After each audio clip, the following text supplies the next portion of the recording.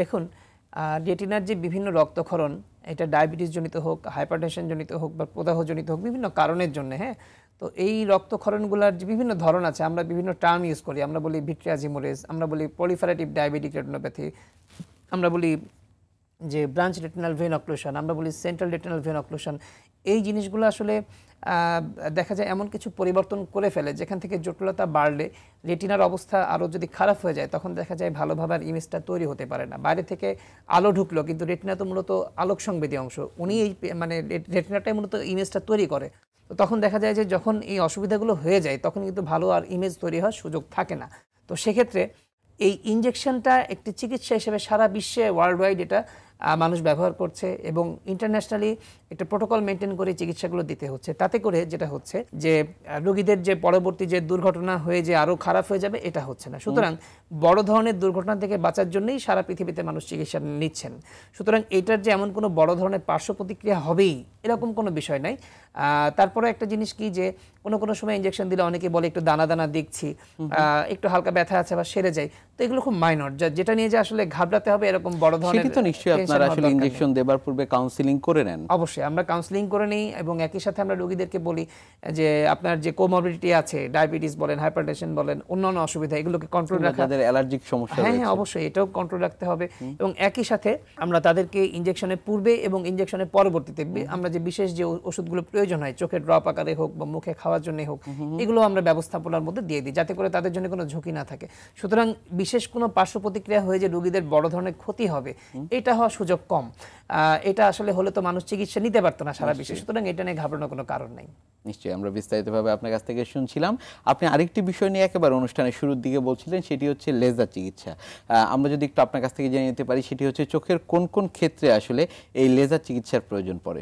আচ্ছা, আসলে প্রথম থেকেই বারবার বলছিলাম যে বিভিন্ন যে পরিবর্তনগুলো এই চোখের রেটিনাতে হয়ে থাকে সেগুলো বিভিন্ন সিস্টেমিক ডিজিজ বা ইনফ্লামেটরি ডিজিজ বা বিভিন্ন প্রদাহজনিত কারণে হয়ে থাকে। তো এই পরিবর্তনগুলোর ফলে নতুন নতুন এমন কিছু পরিবর্তন হয় রক্তনালীতে, রেটিনাতে, যেটার ফলে দেখা যায় যে সেখান থেকে আরো বড় ধরনের অসুবিধা তৈরি হলে রেটিনাটা ছিঁড়ে আসতে পারে। তো এরকম যেন খারাপ দিকে না যায় তখন দেখা যায় যে রেটিনাতে এই রক্তনালীগুলো যাতে এদের স্বাভাবিক কার্যকারিতার মধ্যে থাকতে পারে যতদূর সম্ভব, তখন আমরা প্রয়োজনে লেজার দিই।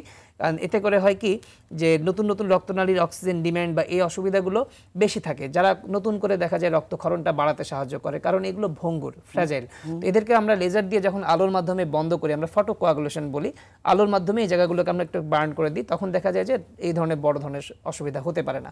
তো সেক্ষেত্রে দেখা যায় দৃষ্টিশক্তি কিন্তু সেভ হয়ে যায়। সুতরাং ভয় পাওয়ার কোনো কারণ নাই। তো এরকম বিভিন্ন এই রক্তক্ষরণ, প্রদাহজনিত বিভিন্ন কন্ডিশনে রেটিনায় এই প্রয়োজনের অনুসারে আমরা লেজারটা দিয়ে থাকি। নিশ্চয়ই। লেজার নিয়ে আরেকটি বিষয় আপনার কাছ থেকে জানবো, যেটি নিয়ে আসলে যারা রোগী থাকেন তারা এক ধরনের চিন্তার মধ্যে থাকেন, উদ্বিগ্ন থাকেন, সেটি হচ্ছে ব্যথা। লেজার চিকিৎসার সময় তারা আসলে ব্যথা পাবেন কিনা, এই বিষয়টি একটু আপনার কাছ থেকে জেনে নিতে চাই। অবশ্যই। আসলে লেজারটা কোনো অপারেশন না, এটা একটা আলোর মাধ্যমে একটা চিকিৎসা করা। তো আমি একটু ছবির মাধ্যমে দেখাতে চাই, তাহলে বুঝতে আরো সুবিধা হবে।